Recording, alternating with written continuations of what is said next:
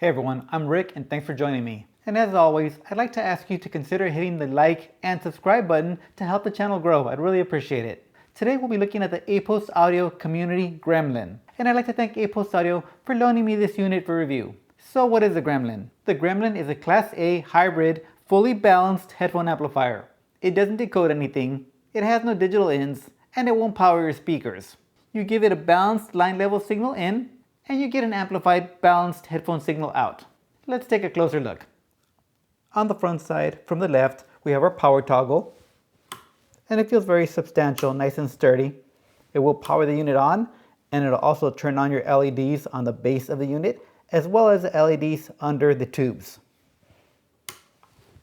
Next to our 4-pin XLR balanced headphone out, next to our 4.4mm Pentagon balanced out, and then the volume knob, super smooth, with just the right amount of resistance. And it is connected to a pair of potentiometers. On the rear from the left, we have our first analog in, which is a 4.4mm balanced Pentagon, followed by an XLR input. And finally down here on the right, our DC barrel input, and it does come with a small 24-volt 3-amp power brick. There are a few other controls on the Gremlin in the form of jumpers.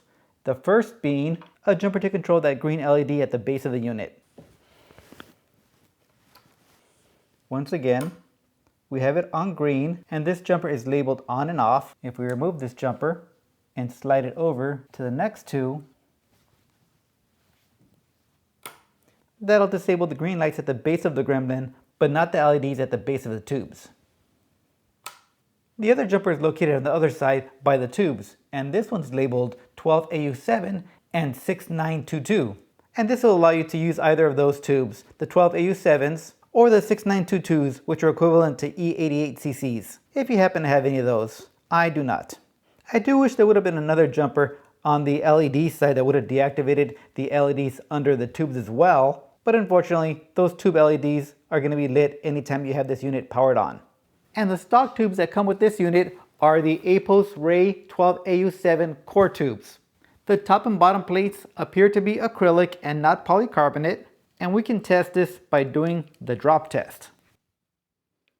I remove the nut caps and give it a little drop. Plexiglass has that thump, whereas Lexan has a higher pitch and a little more ringing sound. And plexiglass or acrylic is totally fine. Now you don't want to crank these nut caps down too hard, because with a lot of pressure, acrylic can crack.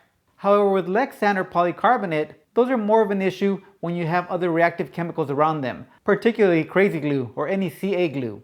If you're CA gluing something around polycarbonate, those fumes can go to the drill points, and if they hit that uncoated area, you'll get crazing instantly, which is super common with people who wear polycarbonate glasses.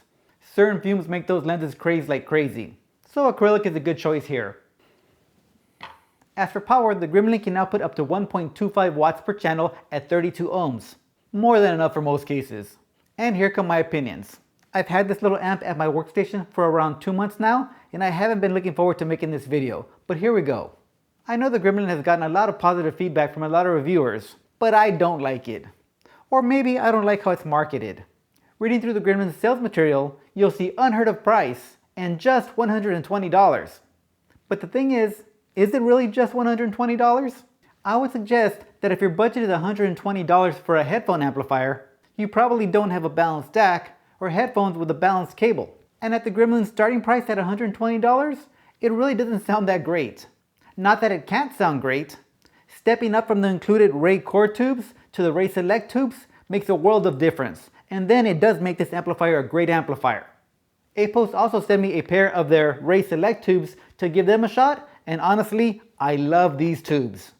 And you can buy the Gremlin with the core tubes for $120 or a bundle with the Select tubes as well for $270. And now we're no longer in that budget territory. Imagine purchasing the $120 Gremlin with the core tubes for a friend or a loved one and finding out that it's sitting there because now they have to purchase a $200 balanced DAC or at least $150 for a headphone with balanced cables. And look guys, I get it. Maybe for some of you or even most of you, this doesn't apply. But if you already have a balanced DAC and maybe a bunch of headphones with balanced cables and some extra tubes lying around, then I would suggest you won't be buying the Gremlin for its value proposition, more so as a curiosity or something to have fun with.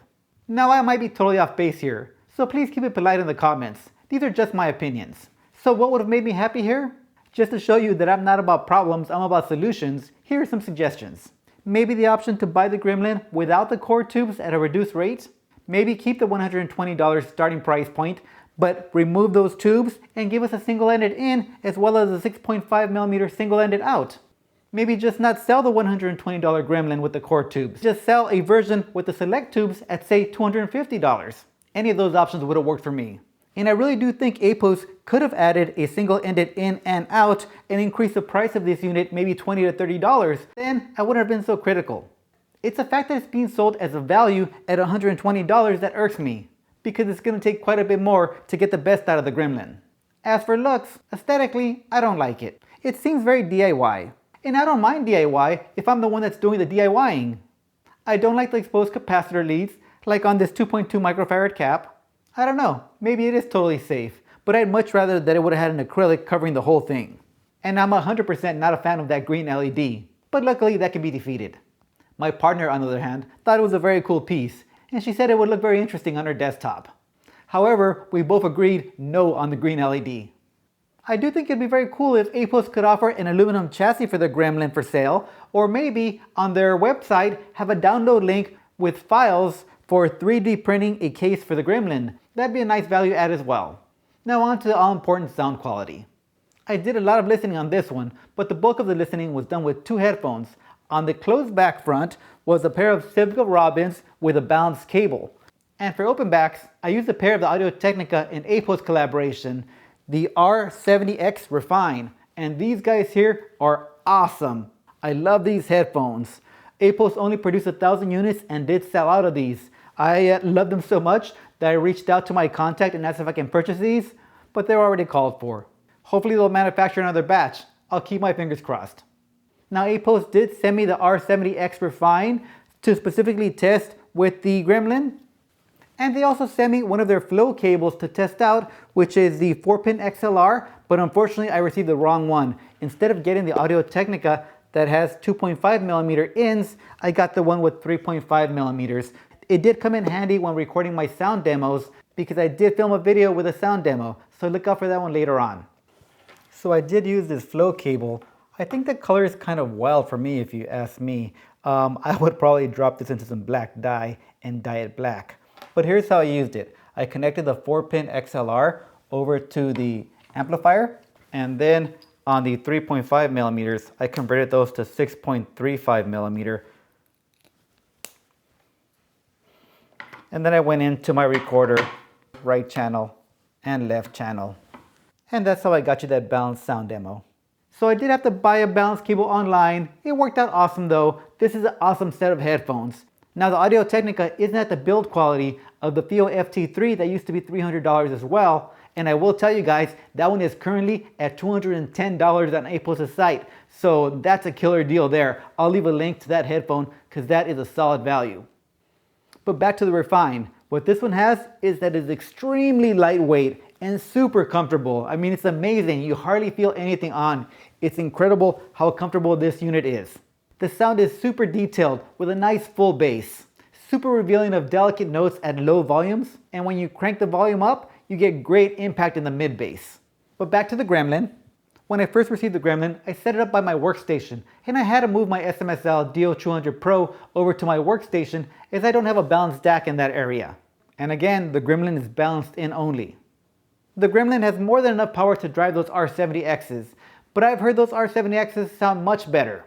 With my FX Audio R07 Plus, for example. Now, of course, this headphone amp is $80 more expensive than the $120 Gremlin, although the R07 Plus is balanced in and out. The Gremlin in comparison just sounded saturated and congested, and not natural at all. And I went back and forth for weeks, and every time thinking, I really don't like the sound of the Gremlin. And then I went ahead and I changed out those 12AU7 cord tubes for the 12AU7 select tubes, and wow, an amazing difference. Everything changed here. Comparing the select tubes to the core tubes, the selects just let the detail come on through. That congestion opened up and I finally got some layering and the soundstage widened up as well. and it made for a much more enjoyable experience on the Gremlin. Now comparing the Gremlin with the Select tubes to the R07 Plus got a lot closer, putting the Gremlin in the lead. The detail on these two now was pretty similar, although the R07 Plus did have a little more control over the bass. However, the Gremlin with those Select tubes did what tubes do. It gave me that sense of space that makes tube gear so much fun. And now we're comparing a tube buffered amplifier to a solid state. But then I remembered I have another FX Audio amplifier, the FX Audio Tube 05. So now we're comparing a fully balanced $270 amplifier in the Gremlin to a $110 single-ended amplifier in the Tube 05 plus a $65 tube, the Gold Lion 12 AU7, bringing this setup to $175. And honestly, these two were a lot more similar than different. The Tube 05 is only 960 milliwatts compared to the 1250 milliwatts on the Gremlin, but at the volume levels that I was comfortable with the Audio Technicas, I wasn't passing 50% on either of the knobs. So more than enough power on either. The detail was extremely similar, as was the bass. The differences were in the decay and sustain of the notes. The Gremlin's notes trailed just a little bit more, giving me that sense of greater space. And I do attribute that to the Gremlin being fully balanced with those two 12 AU7s versus a single-ended single one on the Tube 05. Again, I'll have a sound demo posted for you to compare yourself. I did record the sound demos at 24-bit 192, but you know YouTube, they do compress the sound, so please let me know what you hear. So to my ear, yes, there are differences, but the differences are slight. However, the Gremlin does outperform the Tube 05. But if a friend of mine was looking for a recommendation on a tube headphone amplifier under $200, I definitely steer them towards the Tube 05 with the Gold Lion tube instead. So my final thoughts, the Gremlin is a fun and powerful little guy. I just feel that because it is only balanced in and balanced out, it really isn't for a budget-oriented consumer. You'll need a balanced stack and headphones with balanced cables to get the most out of this guy. And then I can't recommend the Gremlin with the core tubes, only with the Select tubes. Or buy yourself a set of Gold Lions as well. And that's all I have for this one. Thank you for watching, and I'll see you on the next one.